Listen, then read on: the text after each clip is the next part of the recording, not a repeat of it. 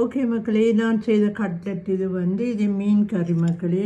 இது மீன், இது sweet potatoes பால் கறி, இது ரசம், இது பாவக்காவும் தக்காளி பழமும் சாம்பல், இது கெயில் ஃபிஷ்ஷும் அதான் இன்றைய சாப்பாடு. இந்த கட்லெட் நான் ஃபிஷ் கட்லெட் அதில் 2 எடுத்துருக்கிற கறிகள் ஆல்ரெடி போட்டுத்தான். கெயில் பால் கறி,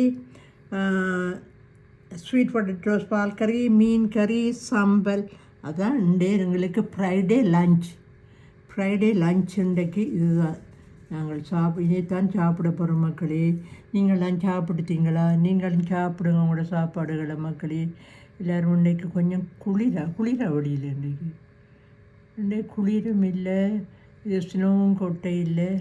இன்றைக்கு அப்படியான வெதராக இருக்குது மக்களே. ஓகே, நான் வெளியில் போகல, வீட்டுக்குள்ளே இருந்துட்டு எல்லாத்தையும் சொல்லி கொண்டிருக்கிறேன். சமையல் இன்றைக்கு நாள் போய் சாப்பிட போகிறோம் மக்களே. ஓகே, பாய்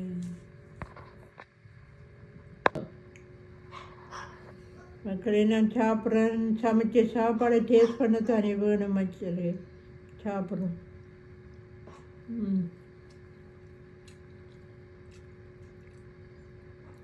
ஹெல்த்துக்கு நல்லது.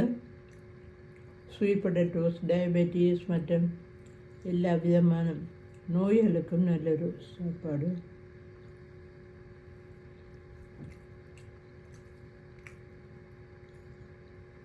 நல்லா இருக்கு. பாலெல்லாம் ஊற்றி செய்தேன்னா நல்லது.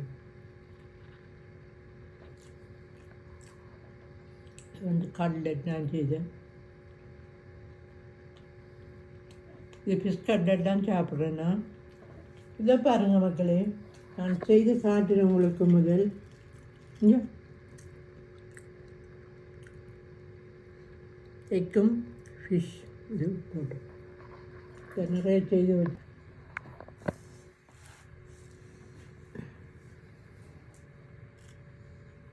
ஓகே மக்களே, நான் செய்த கட்லெட் இது இது மீன் கறி மக்களே.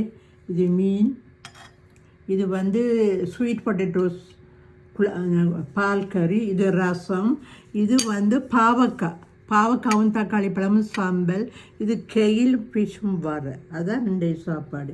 இந்த கட்லெட் நான் ஃபிஷ் கட்லெட் அதில் 2 எடுத்துருக்கிற கறிகள் ஆல்ரெடி போட்டுத்தான். கெயில் பால் கறி, ஸ்வீட் பொட்டேட்டோஸ் பால் கறி, மீன் கறி, சாம்பல். அதான் இன்றைய எங்களுக்கு ஃப்ரைடே